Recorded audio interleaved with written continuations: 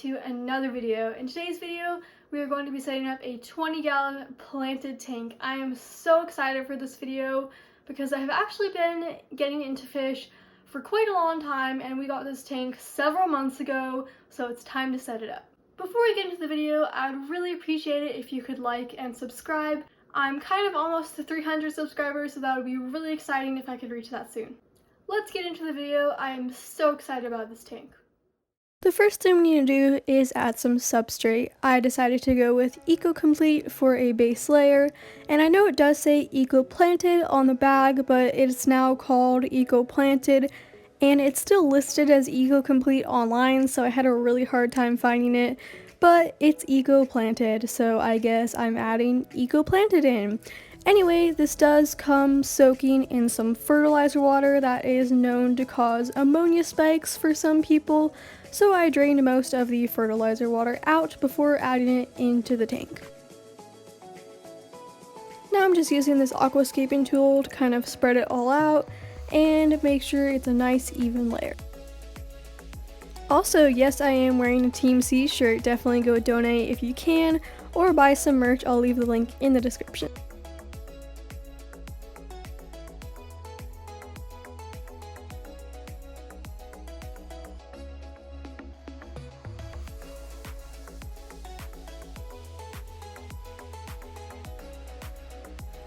Now that the Eco Complete layer is spread out enough, I decided to cap it off with some sand. I decided to use a sand substrate because I really like how it looks, and I am going to be putting cories in this tank, and cories are known to like sand.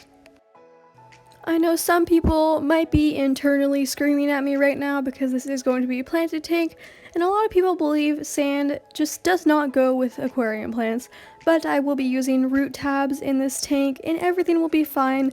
The plants will be getting the nutrients they need, and this sand is more of a coarse sand, so plants will grow pretty well in here. Some people may be infuriated by the fact that I did not rinse off this sand, but it didn't end up causing any water quality issues at all. The water literally looked crystal clear a few hours after setting up the tank.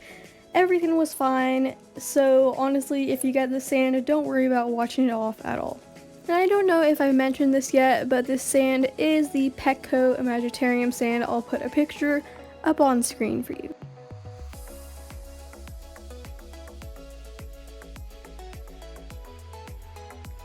I'm going to try to make the sand a little higher in the back to give it some level, so that's what I'm doing here. Okay, so I'm currently recording this voiceover several days after the ones you just heard. I just wanted to say I did get a sinus infection a few days ago, so if I still sound a little weird, that's why. If you've seen a couple of my previous videos, you know that I had a little bit of a weird voice for a while.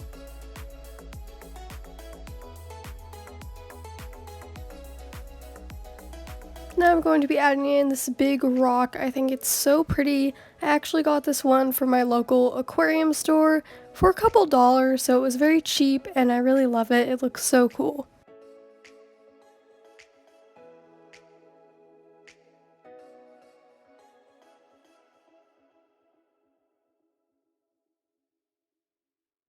And here's another rock I also got from the same aquarium store for a couple bucks.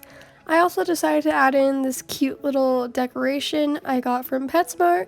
It just looks like these little rocks, and I think it's cool.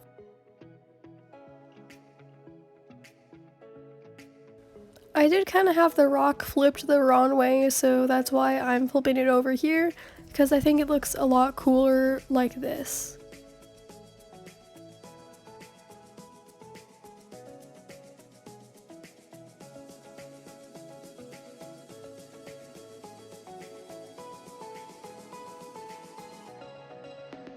Now I'm going to be putting my sponge filter in. Obviously I'm not going to be running it yet since there's not water yet, but this is a sponge filter I got. It's just one from Amazon. It's more of a fine sponge, and it came with the uplift tube, but it did not come with this air stone. I bought it separately, but I basically just attached it to the airline tubing and then put together the filter.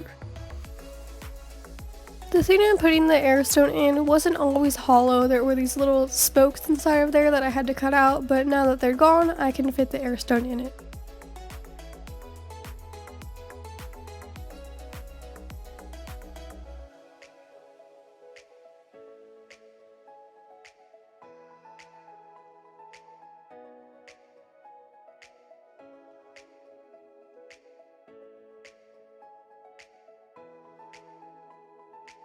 And this is the filter fully assembled.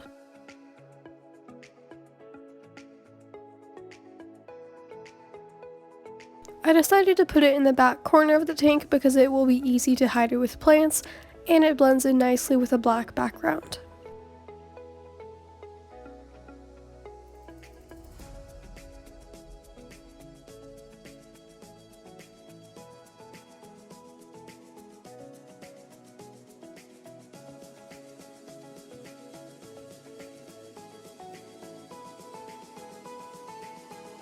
Now we're going to be adding in our first plant, which is this great big Amazon sword plant that has a very nice root system. And this one is actually from PetSmart. I was very surprised to find such a great healthy plant from PetSmart. And all the plants from PetSmart say they're snail free, and I have not had a snail issue yet. So yeah, if you go to PetSmart and get the plants that say they're snail free, they're pretty snail free.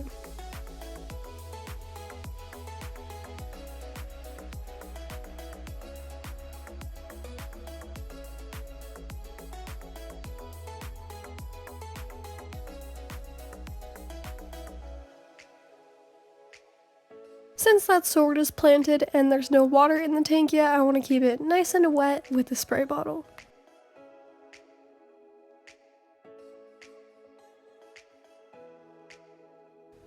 The next plant is this fern. I forgot what type of fern it is, but it's some sort of fern.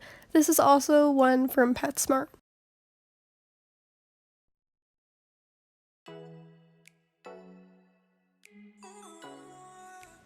Next is this little rock and this little Anubias. I'll be attaching the Anubias to the rock so that its roots can kind of wrap around the rock. Anubias you're not supposed to fully bury in substrate, as they have rhizomes that can rot if you do that. So I decided to attach it to this rock, and I think it looks very cute.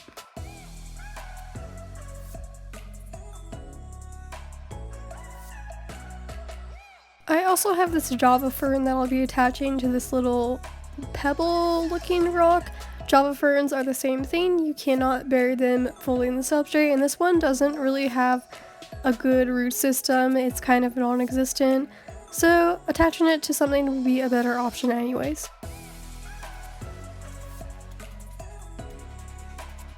Now to attach these plants I'll be using this black sewing thread.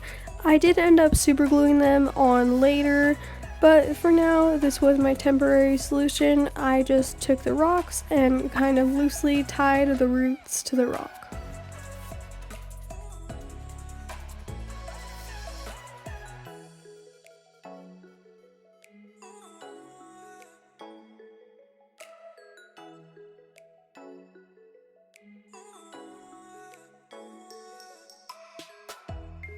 And this is how it's looking so far, so I'm just going to spray the plants down so they don't dry out.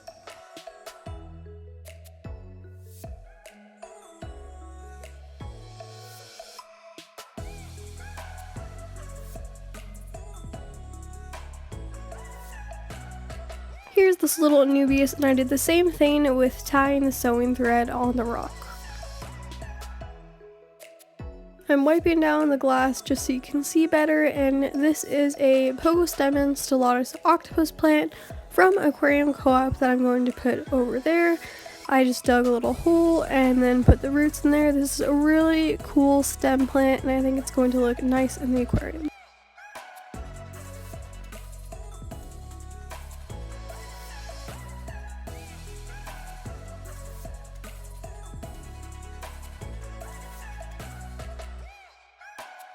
And here is some pearlweed I also purchased from Aquarium Co-op. This is a really cute little plant, and it came in looking very healthy, so I'm excited to put it in.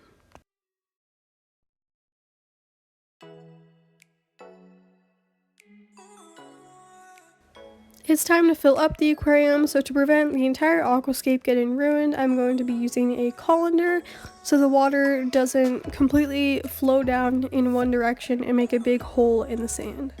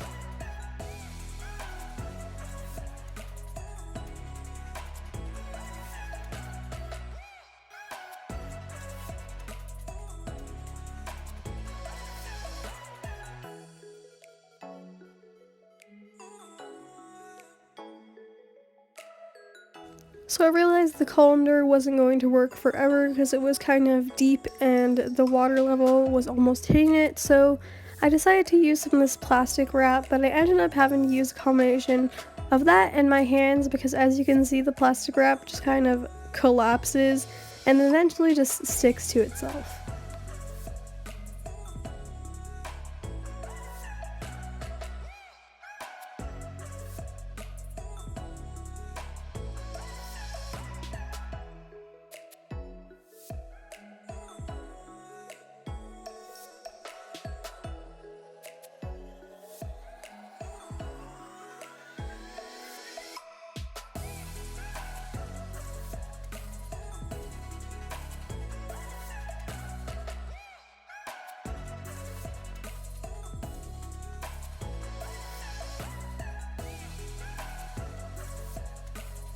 After turning the light back on because I didn't want to splash it with water, I just went ahead and cleaned off some of the leaves because sand got on stuff and just fixed some stuff that got a little out of place while I was putting water in.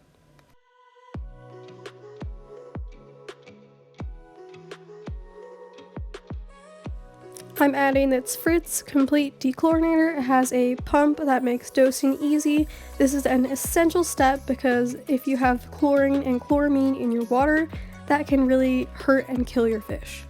I also have this dwarf aquarium lily bulb that will sprout in a couple weeks. And this is where everything started getting out of hand. I spent 2 hours trying to fix my filter because I used this check valve and ended up not letting any air through, but I didn't know that was the problem. So once I figured out that was the problem, I went and grabbed my other check valve I had and switched them out. And then the filter finally started working. I attached everything to the air pump, and yeah, that fixed that issue, but I would highly recommend checking your check valve to make sure it works to avoid this whole catastrophe. The last things I'm doing is adding in these root tabs, which I didn't film, and this Tetra Safe Start Plus, which is beneficial bacteria that will help kickstart my cycle.